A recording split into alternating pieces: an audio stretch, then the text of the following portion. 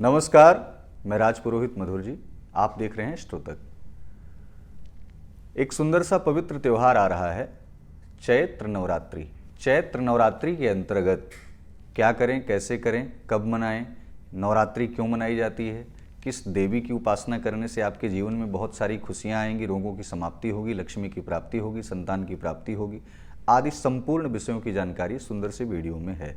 सबसे पहले आपको बता दें कि नवरात्रि मनाई क्यों जाती है। नवरात्रि में कौन सी देवी की पूजा होती है। 9 प्रकार की देवियों का विश्लेषण किया गया है। दुर्गा सप्तशती एक पवित्र ग्रंथ है जिसमें श्लोकों में संबद्ध है। प्रथमम शैलपुत्री च, द्वितीयम ब्रह्मचारिणी, तृतीयम चंद्रघंटेति, कूष्मांडेति चतुर्थकम, पंचमम स्कंदमातेति, षष्ठम कात्यायनीति च, सप्तमम कालरात्रीति, महागौरीति चाष्टमम, नवमम सिद्धिदात्री च, नवदुर्गा प्रकीर्तिता। 9 प्रकार की माताओं का सुंदर सा पूजन विधिवत किया जाता है। अब ऐसे में ये प्रारंभ कहाँ से होता है। प्रथमम शैलपुत्री। शैलपुत्री किसको कहा गया है। शैल अर्थात पहाड़, पर्वत। पर्वत का नाम क्या था, राजा हिमांचल। राजा हिमांचल की पुत्री कौन हुई, शैलपुत्री अर्थात पार्वती के रूप में जिनका जन्म हुआ था। तो ऐसे में जन्म कहाँ हुआ, राजा हिमाचल के यहाँ। प्रथमम शैलपुत्री च। धीरे धीरे बड़ी हो रही थी तो ब्रह्मचारिणी होती चली गई, तपस्या उन्होंने किया, उनका नाम अपर्णा पड़ा। तमाम प्रकार की सुंदर जो है तपस्याओं में वो उनकी शरीर भी सूखती चली गई। अपर्णा भवानी के नाम से वो जानी गई। तो उसके बाद जाकर के नवमम सिद्धिदात्री च। आप समझिए कि नवमम सिद्धिदात्री जब बनी तो उसके पहले क्या हुआ, यानी कि राजा हिमाचल के यहाँ जन्म हुआ, बीच में संपूर्ण कलाओं से राक्षसों का विनाश करती गईं, लेकिन जब तपस्या संपन्न हुई तो मिले कौन, महागौरीति चाष्टमम।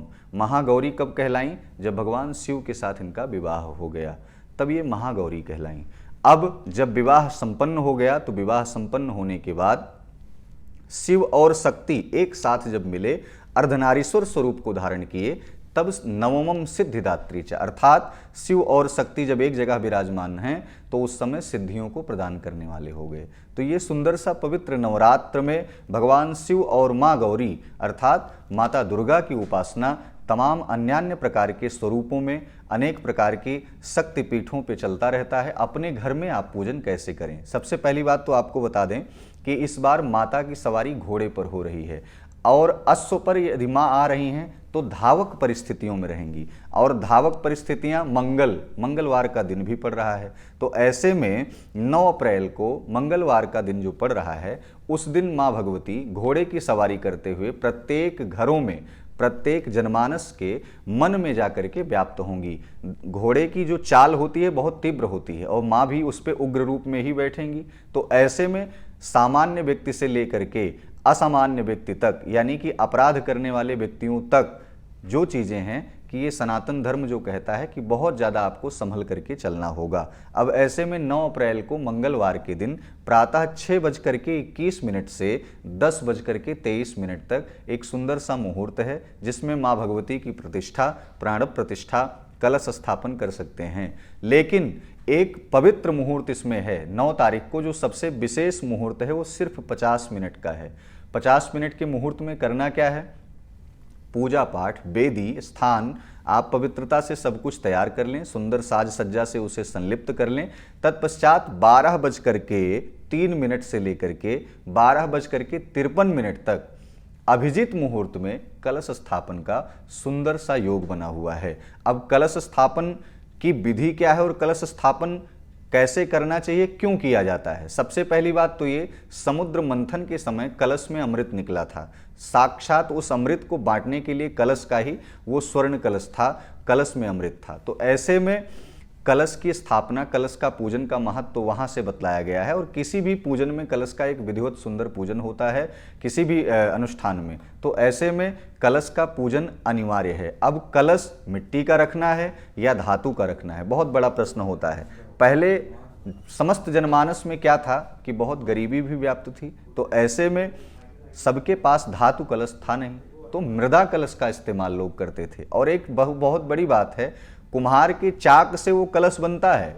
कलश अगर कच्चा हो और पानी डाल दिया जाए तो पृथ्वी में उसका पुनः विलय हो जाता है, लेकिन वहीं पक्का हो, पक्का घड़ा हो तो उसमें जल अगर डाला जाए तो वो लंबे समय तक जल की अवधि और जल उसमें बना रहता है। तो ऐसे में ये कलश जीवन में क्या दर्शाता है, जब जब आप कच्चे घड़े की भांति अपना जीवन जीने का प्रयास करेंगे, आपका निर्णय गलत होगा, तब तब जब जब उसमें समस्या आपदा रूपी जल गिरेगा, आप बिखर जाएंगे, यानी पंच तत्वों में विलीन हो जाएंगे।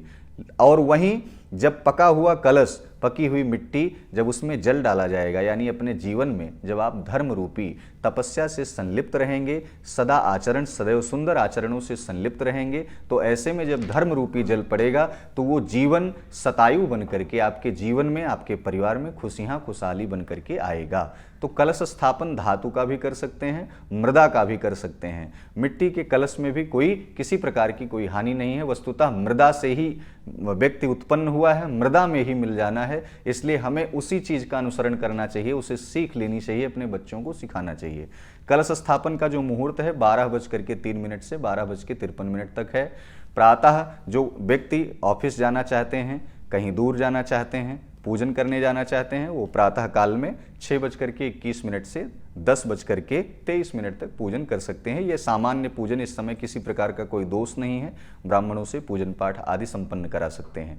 पूजन करने की जो विधि है, उस पूजन करने की सुंदर सी विधि में नीचे आपको जो 7 प्रकार का अनाज जो बोया जाता है बालू में, मिट्टी में, वो जैसे जैसे बड़ा होगा आपके जीवन में निरंतर उतनी ही कृपा प्राप्त होगी। तो ऐसे में नीचे कोई पात्र रखें, मिट्टी का ही पात्र हो, चाहे कोई प्लेट हो, थाली हो, कुछ भी, उसमें मृदा में यानी कि बालू में आप जौ को बोएं, जल से सींचें और कलश को उसी पर स्थापित करें। कलश में स्वास्तिक भी बना हो सकता है, स्वास्तिक बना सकते हैं, रक्षा सूत्र से कलश को अभिमंत्रित कर सकते हैं, यानी कि कलश में सुसज्जित जितना ज़्यादा हो सके, रंगीन कलश हो, बिल्कुल एकदम ऐसा ना हो कि सादा ही रहे। आप अपने जीवन में जब जब एक उत्सव मनाते हैं तो उसकी पवित्रता के लिए कलश को कहीं ना कहीं रंगात्मक स्थिति में, अन्यथा आप रोली से या हल्दी से या सिंदूर से उस पर स्वास्तिक का निर्माण कर दें। करने के तत्पश्चात उसमें जल, गंगा जल आदि तमाम प्रकार के तीर्थों के जल से उसे संलिप्त करें। मंगलम भगवान विष्णु, मंगलम गरुणध्वज, मंगलम पुंडरीकाक्ष, मंगलाय तनोहरि, इस मंत्र का उच्चारण करते हुए आप उस कलश को भरें। तत्पश्चात कलश में एक सुपारी, एक खड़ी हल्दी, एक सिक्का और सतावर आदि तमाम प्रकार की, हो सकता है कि इतनी सामग्री उपलब्ध ना हो आपके पास, तो थोड़ा सा अक्षत, एक सिक्का 1 रुपये का, और सिक्का डालने के तत्पश्चात थोड़ी सी पिसी हल्दी डालें, और आदि तमाम प्रकार की सामग्रियां उपलब्ध होती हैं जो कि व्यक्ति कलश में पूजे, लेकिन सामान्यतः एक आम जनमानस कैसे पूजन कर सके, जिसको पूजन का लाभ मिल सके। तो ऐसे में फिर कलश में सिक्का डालने के बाद उसमें पंचपल्लो, यदि पंचपल्लो नहीं व्यवस्थित है तो आम का पत्ता, यदि आम का पत्ता भी नहीं उपस्थित है तो अशोक के पेड़ से आप पल्लो ला करके उस कलश में स्थापित कर सकते हैं। पीपल का भी हो सकता है, बरगद का भी हो सकता है, पाकड़ का भी हो सकता है, बट वृक्ष से भी ला सकते हैं। अशोक का पत्ता क्यों? क्योंकि शोकः हरति स अशोकः, जो शोक का विनाश कर दे वही अशोक है। तो अशोक के पत्ते का भी आप उपयोग कर सकते हैं। और तत्पश्चात ऊपर एक पूर्ण पात्र रखा जाएगा, मिट्टी का भी पात्र हो सकता है, कोई धातु पात्र भी हो सकता है, जिसमें चावल हो। चावल अन्नपूर्णा का वास कराता है, लक्ष्मी का वास कराता है। चावल रखने के पश्चात नारियल को रखें, नारियल श्रीफल बोला जाता है लक्ष्मी की स्थिरता के लिए।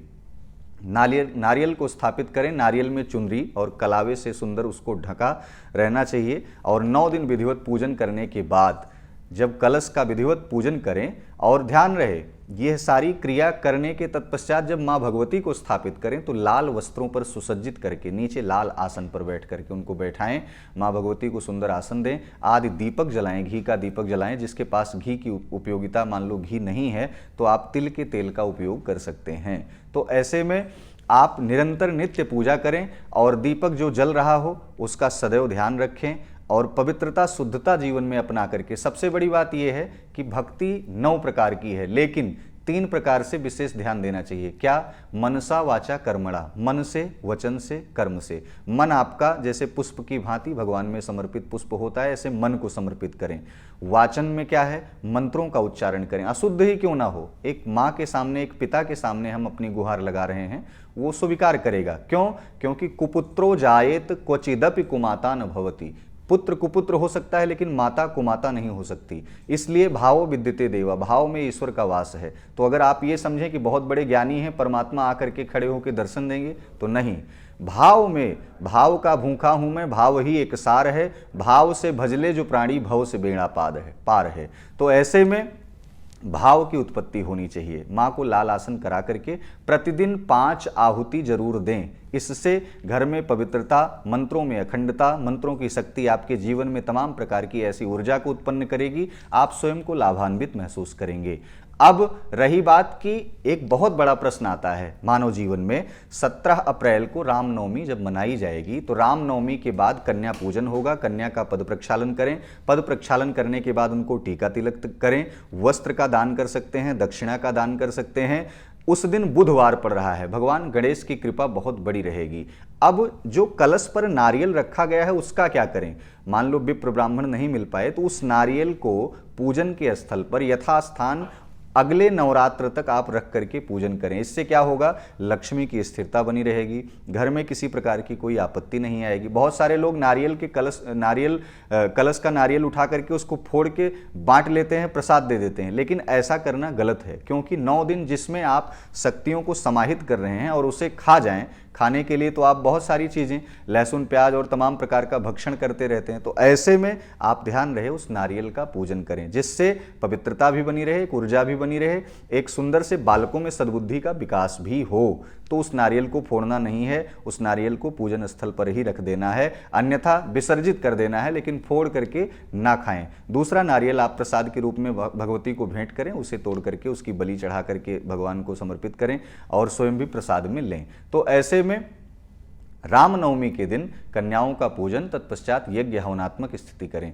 कलश का जो जल है, कलश का जल जो वहां पर जौ जमा रहता है, जो जौ बोया रहता है, उसी से ही अपने पूरे घर को पवित्र करें। पवित्र करने के बाद उस कलश में रखा हुआ सिक्का और सुपारी उसको निकालें और जो जौ नीचे बोया रहता है उस जौ को भी लें और एक लाल कपड़े में बांध करके अपने तिजोरी में रखें। और तत्पश्चात सुंदर सा यज्ञ अनुष्ठान संपन्न करने के बाद विप्र ब्राह्मण गऊ सबको भोजन प्रसाद कराएं, स्वयं भी पारण करें।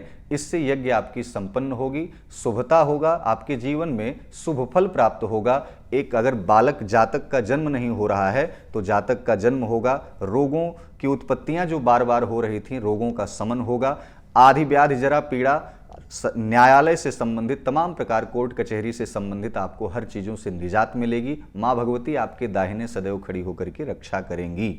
अब सबसे मुख्य जो आपको एक उपाय करना है वो है क्या? इस उपाय में यह है कि अगर आप विप्रों से, ब्राह्मणों से, विद्वानों से, महात्माओं से दुर्गा सप्तशती का पाठ अपने घर में करा सकते हैं तो उसे भी कराएं। दुर्गा सप्तशती का पाठ कराने से आपके जीवन में बहुत कुछ परिवर्तन होगा। जो प्राप्त नहीं हो पा रहा था वो प्राप्त होगा, जो पर्याप्त है वो स्थिर होगा।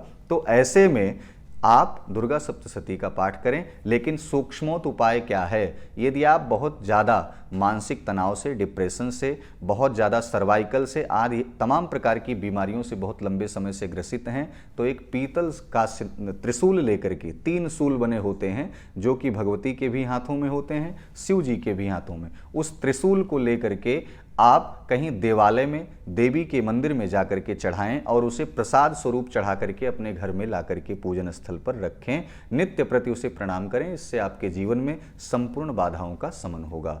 नमस्कार। एस्ट्रो तक ऐप पर आपको मिलेगा भविष्य से जुड़े हर सवाल का जवाब।